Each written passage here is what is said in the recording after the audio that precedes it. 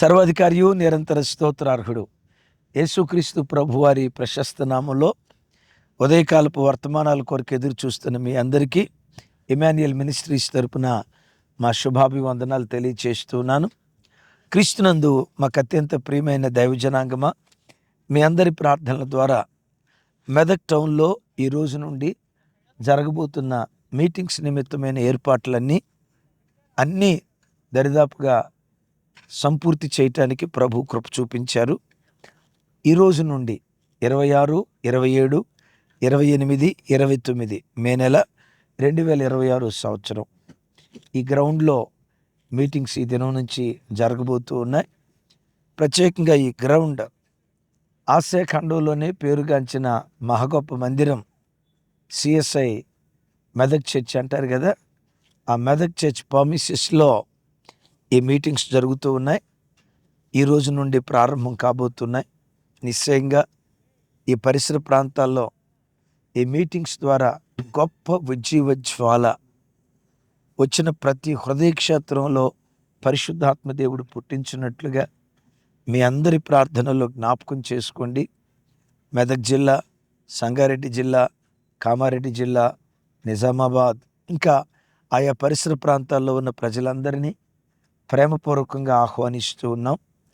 అలాగని దూర ప్రాంతాల నుంచి వచ్చే ప్రజలు రాకూడదని కాదు మా అభిప్రాయం. Most welcome. ఒకవేళ ఎవరైనా మందిరంలోనే ఉండాలనుకుంటే మీరు ఉండటానికి మందిరంలో సాధ్యమైనంత వరకు అకామిడేషన్ ఏర్పాటు చేయడానికి ప్రయత్నం చేస్తాం. మీ అందరి ప్రార్థనల్లో ఈ మీటింగ్స్ కొరకు దేవుని సన్నిధిలో విజ్ఞాపన చేయండి. ఈ మీటింగ్స్ ఆర్భాటపు కోటాలుగా కాక, హడావుడి కోటాలుగా కాక, ప్రజలకు ఆత్మీయతను పంచిన కోటాలుగా దైవభక్తిని, విశ్వాసాన్ని, ప్రేమను, పరిశుద్ధతను, ప్రార్థనా జీవితాన్ని ప్రజలకు పంచిపెట్టిన కోటాలుగా దేవుడు వీటిని ప్రతిష్ఠించినట్లు మీ అందరి ప్రార్థనలో జ్ఞాపకం చేసుకోండి. ఈ మీటింగ్స్ నిమిత్తం పెట్టిన ఖర్చులో పైసా కూడా వృధా కాకూడదు. ప్రజలకు ఆత్మీయతను పంచిన కోటాలుగా దేవుడు వీటిని ఆశీర్వదించునుగాక. ఈ రోజు నుండి సాయంత్రం 6 గంటలకి సరిగ్గా లైవ్ ప్రారంభమవుతుంది. దూర ప్రాంతాల్లో ఉండేవారు, రాలేనంత దూరంలో ఉండేవాళ్ళు లైవ్ చూడండి. రాగలిగిన ప్రజలందరికీ ఇదే ఇమాన్యుయల్ మినిస్ట్రీస్ తరపున మా ప్రేమపూర్వకమైన ఆహ్వానం. మంచిది. ఈ స్థలానికి వచ్చిన తర్వాత పరిశుద్ధాత్మ దేవుడు ఓ ప్రత్యేకమైన వర్తమానాన్ని మీతో పంచుకోమని పరిశుద్ధాత్ముడు నాకు జ్ఞాపకం చేశారు. ఏంటయ్యా ఆ అంశం అంటే, ఆల్రెడీ టైటిల్ చూసుంటారు కదా, మన భారతదేశ సాహిత్యంలో 64 కళలు ఉన్నాయి. 64 కళలు. ఇప్పుడు నేను చెప్పబోయే కళ 64 కళలను మించిన కళ. ఈ కళ నీ బ్రతుకులో ఉంటే నీ జీవితానికి తిరిగే లేదు. 64 కళలు ఏంటన్నా అని అంటే వాటి వివరాలన్నీ చెప్పాలంటే ఇదే పెద్ద మెసేజ్ అయిపోద్ది. రైట్. పాడటం ఒక కళ, నటించటం ఒక కళ, నాట్యం చేయటం ఒక కళ, నృత్యం చేయటం ఒక కళ, ఎస్, వాయిద్యాలు వాయించటం ఒక కళ, లేఖనాలు లిఖించటం, రాయటం ఒక కళ. నిజమే, రాయటం కూడా ఒక కళే. కొంతమంది రాస్తారు, వాళ్ళు రాసిన రాత కొందరు రైటింగ్ డాక్టర్ గారు రైటింగ్ లాగా ఉంటుంది. రాసినోడికి తప్ప ప్రపంచంలో ఇంకెవడికి అర్థం కాదు. కొంతమంది రాస్తారంటే అక్షరాలు ఎంత గుండ్రంగా, ఏమంటే టైప్ చేసినప్పుడైనా కొన్ని సందర్భాల్లో కొంచెం అటు ఇటు ఎగుడు దిగుడు అవుతుందేమో, కానీ కొంతమంది హ్యాండ్ రైటింగ్ అంత అద్భుతంగా ఉంటుంది. ఇలా దరిదాపుగా 64 కళలు ఉన్నాయట. అయితే ఈ 64 కళలో వాటిలో కొన్ని మంచివి ఉన్నాయి. సరే, వాటి జోలు నేను వెళ్ళదలుచుకోలేదు, కానీ ఆ కళలన్నిటికంటే మించిన కళ, అద్భుతమైన కళ, ఆ కళలన్నిటికీ శిఖరాగ్రం మీద ఉండే కళ విజ్ఞాపన ప్రార్థన చేయటం. విజ్ఞాపన ప్రార్థన అనే కళ ఓ క్రైస్తవుని జీవితంలో ఉంటే ఆ విజ్ఞాపన ప్రార్థన మానవ బ్రతుకుల్లో ఏం చేస్తుందో కొన్ని విలువైన మాటలు మీతో పంచుకుంటాను. పరిశుద్ధ గ్రంథమైన బైబిల్ అంతటిలో విజ్ఞాపన చేసిన మొట్టమొదటి వ్యక్తి ఎవరో మీరు ఎరుగుంటే కింద కామెంట్ బాక్స్లో రాయండి. అగైన్ ఇంకోసారి చెప్పమంటారా? ప్రార్థించిన వాళ్ళు ఉన్నారు. అయితే నేను ప్రార్థించిన ప్రార్థనా పరులు కాదు, పరిశుద్ధ గ్రంథమైన బైబిల్లో విజ్ఞాపన ప్రార్థన చేసిన మొట్టమొదటి వ్యక్తి ఎవరు చెప్పండి. కింద కామెంట్ బాక్స్లో రాయండి. ఎస్, పరిశుద్ధ గ్రంథం అంతటిలో విజ్ఞాపన ప్రార్థనకు మూల పురుషుడు ద గ్రేట్ అబ్రహాం. అవును, సొదొమ గొమొర్రా లోతు కొరకు విజ్ఞాపన చేశారే, ఆ సందర్భంలో జరిగిన ఒక దివ్యమైన సన్నివేశం మీకు జ్ఞాపకం చేస్తాను. అవును, తండ్రి కుమార పరిశుద్ధాత్మ దేవుడు ఎండవేళ అబ్రహాం ఇంటికి వస్తూ ఉన్నారు. అబ్రహాం ఇంటికి వచ్చేటప్పుడు అబ్రహాము దూరం నుండి చూసి సాగిలపడి, నీ కటాక్షము నా మీదనున్న యెడల నా ఇంటిని దాటిపోవద్దయ్యా, దయచేసి నా ఇంట్లోనికి రండయ్యా అని దేవుణ్ణి బ్రతిమలాడుకున్నాడు. ఎందుకు అబ్రహాం ఇంటికి వచ్చాడు? వాస్తవంగా అబ్రహాం ఇంటికి రావటానికి కలిగిన ప్రధాన కారణం, నా స్నేహితుడైన అబ్రహాముకు నేను చేయబోవున్నది నేను దాస్తానా, సొదొమ గొమొర్రాని తగలబెట్టబోతున్నాను, ఆ విషయం అబ్రహాముకు తెలియచేయాలి అని దేవుడు అనుకొని అబ్రహాం ఇంటికి వచ్చారు. అయితే దైవజనమ, సొదొమ గొమొర్రాలో ఉంది లోతు కదా, డైరెక్ట్గా లోతు ఇంటికి వెళ్ళొచ్చు కదా. దేవుడు లోతు ఇంటికి వెళ్ళలా, అబ్రహాం ఇంటికి వచ్చాడు. ఎందుకో చెప్పంటారా? అబ్రహాము ఎక్కడికి వెళ్ళినా గుడారం వేసి బలిపీఠం కట్టేవాడు.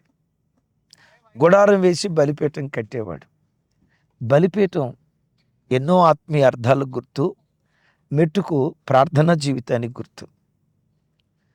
గుడారం వేసి బలిపీఠం కట్టాడు అంటే గుడారం నివసించే ఇల్లు కదా. నేనంట అబ్రహాము ఇంటిలో ప్రార్థన జరిగేది. ఇంకొక మాటలో చెప్పాలంటే అబ్రహాము ఇంటిలో కుటుంబ ప్రార్థన జరిగేది. లోతు అబ్రహాముతో పాటే ఉన్నాడు. కొన్ని సంవత్సరాల పాటు అబ్రహామును వెంబడించాడు, దగ్గరుండి చూశాడు. కానీ బాధాకరం ఏంటో తెలుసా? లోతు జీవితంలో కనీసం ఒక్క పర్యాయం కాకపోయినా ఒక్క పర్యాయమైన తను బలిపీఠాలు కట్టినట్లుగా కానీ, దేవుని సన్నిధిలో ప్రార్థించినట్లుగా కానీ, తన కుటుంబంలో కుటుంబ ప్రార్థన జరిగినట్లుగా కానీ బైబిల్లో ఎక్కడ మనం చూడం. యెషయా గ్రంథంలో ఒక చోట ఉంది, వారు ధర్మక్షేత్రంలో ఉండి ధర్మాన్ని నేర్చుకోలేకపోయారట. ఇంగ్లీష్ క్లాసులో ఉండి ఇంగ్లీష్ నేర్చుకున్నట్టు, మ్యాథ్స్ క్లాసులో ఉండి మ్యాథ్స్ నేర్చుకున్నట్టు, బలిపీఠాలు కట్టి అబ్రహాముతో పాటు ఉండి బలిపీఠం కట్టడం లోతు నేర్చుకోలేకపోయాడు. తమ్ముడు, చెల్లి, మీ అందరితో ఒక మాట అంట, నీ ఇంట్లో ఎప్పుడు, నీ గుడారంలో ఎప్పుడు కుటుంబ ప్రార్థన జరగాలి. ఆ కుటుంబ ప్రార్థన నిన్న ఒకానొక రోజు అన్ని కళల కంటే శ్రేష్టమైన కళ విజ్ఞాపన కళ. ఎస్, విజ్ఞాపన ప్రార్థన చేసే ఒక విజ్ఞాపన వీరుడుగా కుటుంబ ప్రార్థన నిన్ను మార్చటం ప్రారంభిస్తుంది. చూడండి, కుటుంబ ప్రార్థన జరిగిన అబ్రహామీలు ఎలా ఉంది, ప్రార్థన లేని లోతు కుటుంబం ఎలా ఉంది. చూడండి ఆ మాట, ఆదికాండం 18వ అధ్యాయం 6వ వచనం 7వ వచనం నేను చదువుతాను. అలాగే ఆదికాండం 19వ అధ్యాయం 3వ వచనం. అబ్రహాము గుడారములోనున్న షారా యొద్దకు త్వరగా వెళ్ళి, నీవు త్వరపడి 3 మానికల మెత్తని పిండిని తెచ్చి పిసికి రొట్టెలు చేయమని చెప్పాను. మరియు అబ్రహాము పశువుల మందకు పరిగెత్తి ఓ మంచి లేత దూడను తెచ్చి ఒక పనివానికి అప్పగించెను. వాడు దాన్ని త్వరగా సిద్ధపరిచెను. ఇది అబ్రహాము ఇంట్లో జరిగింది. 19వ అధ్యాయం చూడండి, 3వ వచనం. అయినను అతడు మిక్కిలి బలవంతము చేసినప్పుడు వారి అతని తట్టు తిరిగి అతని ఇంట ప్రవేశించిరి. అతడు వారికి విందు చేసి పొంగని రొట్టెలు కాల్చగా వారు భోజనము చేసిరి. విన్నారా?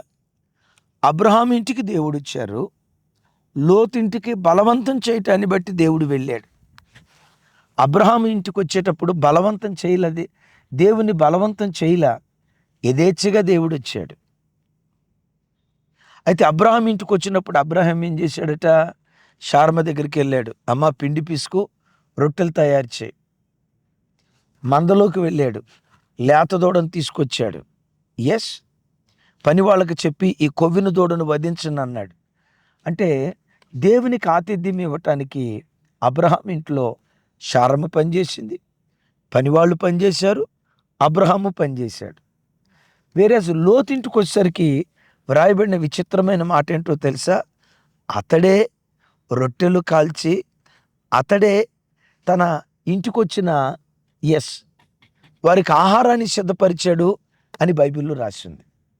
నేనంట, లోతింట్లో లోతు ఒక్కడే ఉన్నాడా? లోతు రొట్టెలు కాల్చడానికి, లోతు ఒక్కడే ఆహారం సిద్ధపరచడానికి. పాపం లోతుకు పెళ్లి కాలేదు అని అందామా? లేదు లేదు లేదు, పెళ్ళయింది. అయ్యో పాపం లోతుకు పిల్లలు లేరేమో అందామా?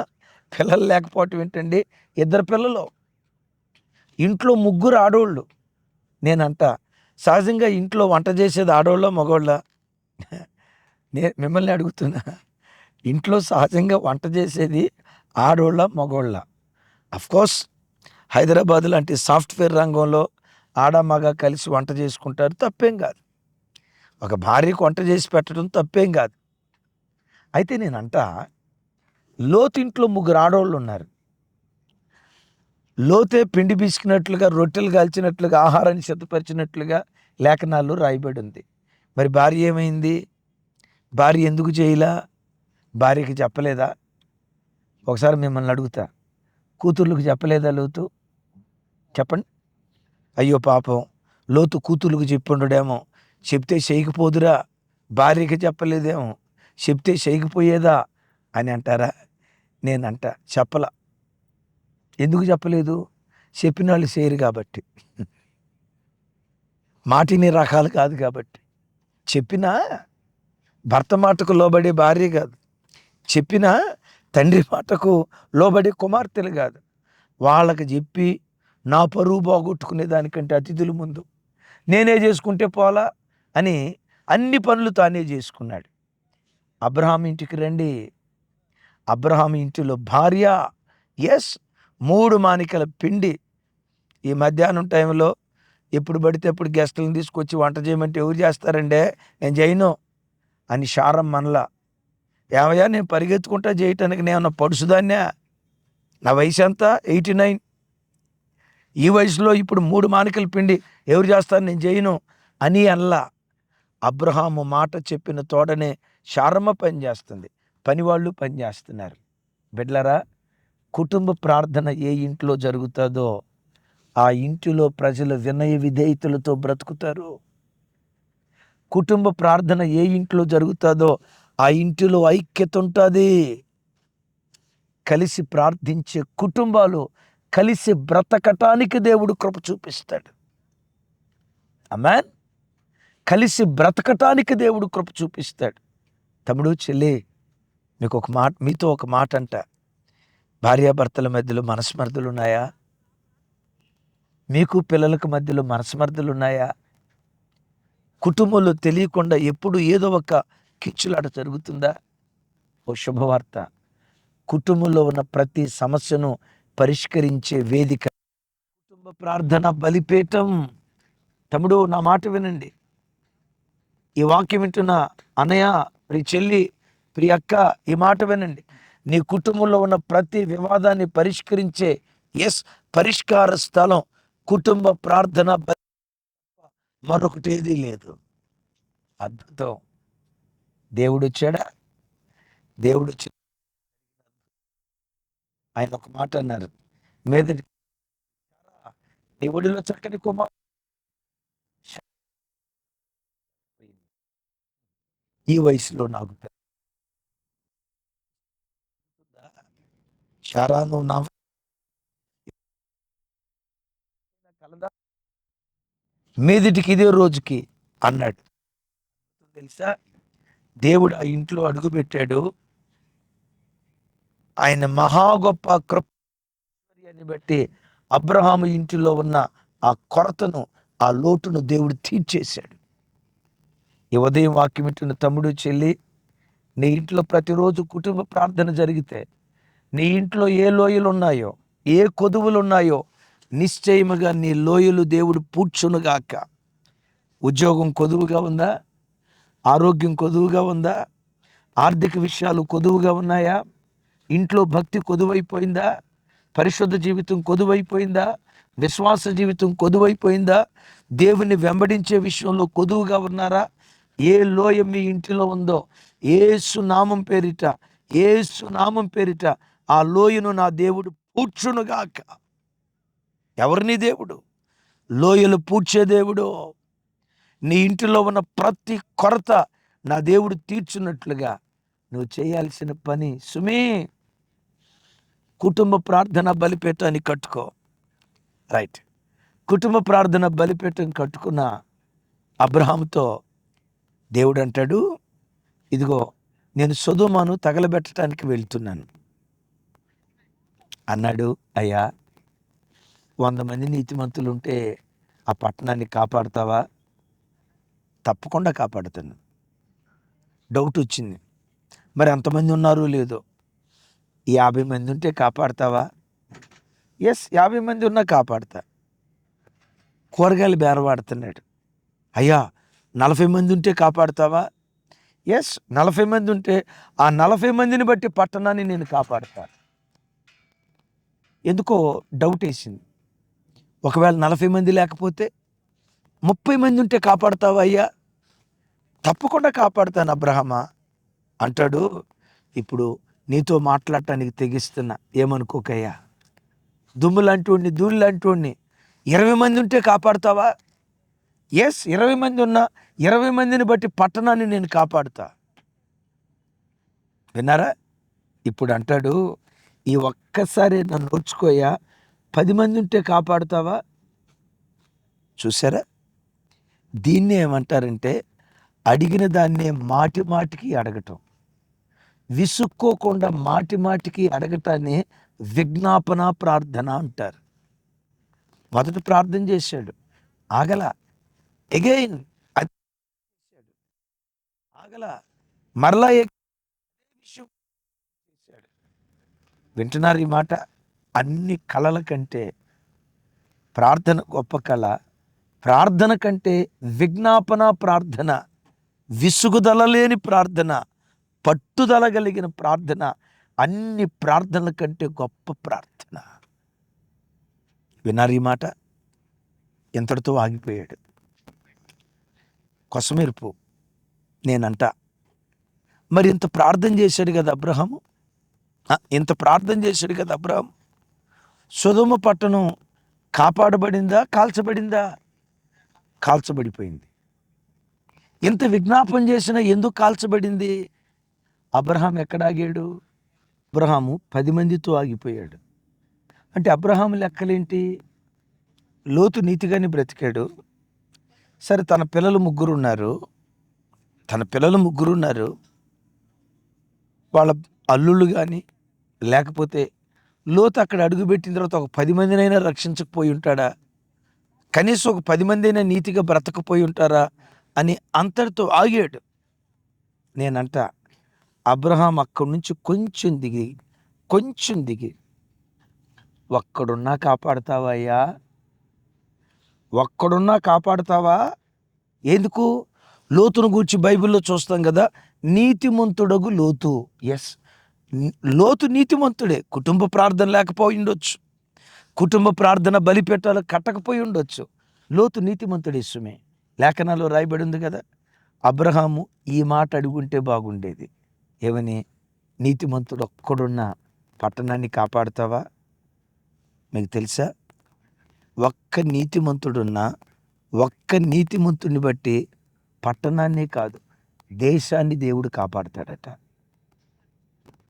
ఈ వాక్యం వింటున్న అయ్యలారా, మీరు ఒక మాట అనుకోవచ్చు, అబ్రహాం ఇంత ప్రార్థన చేశాడు కదా, మరి అబ్రహాం ప్రార్థన లోతు కుటుంబానికి ఎందుకు దీవెనివ్వలేదు? అబ్రహాము ప్రార్థన నిరర్ధకమైపోయిందే. లోతు కుటుంబం కోసం దేవుని సన్నిధిలో అబ్రహాం అంత విజ్ఞాపన చేసిన లోతు భార్య ఉపస్తంభం అయిపోయిందే. లోతు కుమార్తెలు ఒక నీచమైన హేయమైన కార్యం చేశారే. అబ్రహాము ప్రార్థన ఏమైపోయింది? వాక్యం వింటున్న అయ్యలారా, కొన్నిసార్లు నీ జీవితంలో కూడా అన్ని కళల కంటే మించిన కళ విజ్ఞాపన కళ నీకుండి, విజ్ఞాపన ప్రార్థన నువ్వు చేసిన ప్రార్థన ఒకటి, నీ జీవితంలో నీ కళ్ళ ముందు జరిగే కొన్ని సంఘటనలు చేదు సంఘటనలు. అయ్యో, ఇంత ప్రార్థన చేస్తే కూతురు ఏంటి ఎట్లా అయిపోయింది, అయ్యో ఇంత ప్రార్థన చేస్తే భార్య ఏంటి ఎలా అయిపోయింది, ఇంత ప్రార్థన చేస్తే ఆ కుటుంబం ఏంటి ఎలా అయిపోయింది. కొన్నిసార్లు దుష్టశక్తి యొక్క ప్రభావం పనిచేస్తుంది. అయితే ఒకటి గమనించండి, దుష్టశక్తి ప్రభావం ప్రార్థనా శక్తి కంటే గొప్పది కాదు. సాతానుకు శక్తి ఉంది, కానీ ఆ సాతాను శక్తి ప్రార్థనా శక్తి ఎదుట నిశ్చయంగా బలాదూరైపోతుంది. అయ్యా, మరి బలాదూరైపోతే అబ్రహాం ప్రార్థన ఏమైపోయింది? నిరర్ధకం కాల. అబ్రహాము ప్రార్థన అలా నిలిచి ఉండటాన్ని బట్టే లోతులో నుంచి వచ్చిన సంతానం మోయాబీరాలు. ఆ మోయాబు వంశంలో నుండి రూతును దేవుడు లేవనెత్తాడు, బోయాజునిచ్చాడు, ఒబేదు బయలుదేరాడు, యెషయి బయలుదేరాడు. ఆ మోయాబీయురాలైన రూతు వంశావళిలో నుండి మహారాజైన దావీదు. అద్భుతం. ఆ మోయాబీయురాలి వంశంలో నుండి, రూతు వంశంలో నుండి లోకరక్షకుడైన యేసుక్రీస్తు వారు ఉద్భవించారు. మోయాబు వంశంలో నుండి యేసుక్రీస్తు ఉద్భవించడానికి కారణం ఏంటో తెలుసా? అబ్రహాము చేసిన విజ్ఞాపన. అబ్రహాము చేసిన విజ్ఞాపన ఈ మోయాబు వంశీయురాలైన రూతులో నుంచి లోకరక్షకుడైన యేసుక్రీస్తు వారిని ఉద్భవింపచేశారు. తమ్ముడు, చెల్లి, ఈ వాక్యం వింటున్న నీ బ్రతుకులో విసుగుదల లేని ప్రార్థన చేయి. ఈరోజు కాకపోతే రేపు, రేపు కాకపోతే ఎల్లుండి కాకపోతే మరుసటి రోజు. నీ ప్రార్థన ఎప్పటికీ వ్యర్థం కాదు. నేనంట, నీకు మరణం ఉందేమో కానీ, ప్రార్థించిన ప్రార్థనాపరుడుకు మరణం ఉందేమో కానీ, ప్రార్థనాపరుడు ప్రార్థించిన ప్రార్థనకు మరణం లేదు. అబ్రాము ప్రార్థించాడు, చనిపోయాడు లోతు కుటుంబం కొరకు. ఏం జరిగింది? అబ్రహాము క్రీస్తు పూర్వం 2000 సంవత్సరానికి చెందినవాడైతే అబ్రహాము చనిపోయిన 1000 సంవత్సరాల తర్వాత ఆ ప్రార్థన ఫలించింది. దావీదు కాలానికి అబ్రహాము కాలానికి సుమారుగా 1000 సంవత్సరాల తేడా ఉంది. అబ్రహాము చనిపోయిన 1000 సంవత్సరాల తర్వాత ఆ ప్రార్థన ఫలించింది. తమ్ముడు, నీకు మరణం ఉంటుందేమో, నీ ప్రార్థనకు మరణం ఉండదు, నీ విజ్ఞాపనకు మరణం ఉండదు. ఏదో ఒక రోజు నీ విజ్ఞాపన వీరోచితంగా పోరాడి 100 ఫలం తప్పకుండా దేవుడు నీకు అనుగ్రహిస్తాడు. మీ సేవకు వచ్చిన ప్రారంభ దినాల్లో యేసయ్యను పదే అడిగింది, అయ్యా, ప్రతి మండల హెడ్ క్వార్టర్లో మీటింగ్ పెట్టాలి, ప్రతి జిల్లా హెడ్ క్వార్టర్లో మీటింగ్ పెట్టాలి. తెలంగాణ ప్రాంతంలో మేము అడుగు పెట్టని గడ్డ అనేది ఉండకూడదు. ఏది చిన్న స్థితిలో ఉన్నప్పుడు విజ్ఞాపన చేశాం. ఈరోజు చూడండి, దేవుని మహా గొప్ప కృప. ఈ గడ్డలో అనేక ప్రాంతాలు తిరగటానికి దేవుడు కృప చూపించాడు. రాగల దినాల్లో ఈ గడ్డలో సువార్త ప్రకటించని ప్రాంతం ఒకటి కూడా లేకుండా మీ ప్రార్థన ద్వారా, దేవుడు మనకిచ్చిన ఇమాన్యుయల్ మినిస్ట్రీస్ సంఘ బిడ్డల విజ్ఞాపన ద్వారా ఈ గడ్డను తప్పకుండా సువార్తమయం చేద్దాం. అది మీ కళ్ళతో చూస్తారు, మీ చెవులతో వింటారు, నోరారా ప్రభుని స్తుతిస్తారు. అన్ని కళల కంటే విజ్ఞాపన కళ బహు గొప్పది. అలాంటి విజ్ఞాపనాత్మ దేవుడు మన మీద కుమ్మరించునుగాక. వచ్చిన ప్రార్థన చేస్తాను, ఏకీభవిస్తారా? సర్వశక్తి గల మా తండ్రి, సకల ఆశీర్వాదాలకు కారణభూతుడా, మీకు స్తోత్రాలు. మాతో మీరు మాట్లాడిన శ్రేష్టమైన మీ మాటలకై వందనాలు అయ్యా. ఈ వాక్యం వింటున్న ఒక్కొక్క బిడ్డ మీద బలమైన ప్రార్థనాత్మ మీరు కుమ్మరించండి. విజ్ఞాపన వీరులుగా ఒక్కొక్క బిడ్డను మీరు స్థిరపరచమని ప్రార్థన చేస్తున్నాను. చేతులెత్తి నీ ప్రజలను దీవిస్తూ అబ్రహాము ఇల్లులాగా ప్రతి ఇల్లు మార్చబడాలి స్వామి. పడిపోయిన కుటుంబ ప్రార్థన బలిపీఠాలు యేసు నామములో ప్రతి ఇంటిలో మరలా తిరిగి కట్టబడును గాక. ఈ ప్రార్థన మనవులు యేసు నామములో మీకు సమర్పించి పొంది ఉన్నాము తండ్రి, ఆమేన్. తండ్రి అయిన దేవుని ప్రేమ, కుమారుడైన యేసుక్రీస్తు వారి దివ్య కృప, పరిశుద్ధాత్మ దేవుని సహవాసం మనకు సకల పరిశుద్ధులకు సదా తోడయుండి నడిపించునుగాక. ఆమేన్, ఆమేన్. Thank you. ఈరోజు నుండి మెదక్ టౌన్లో సువార్త సభలు మిమ్మలను మీ కుటుంబాలను ప్రేమతో ఆహ్వానిస్తున్నాం.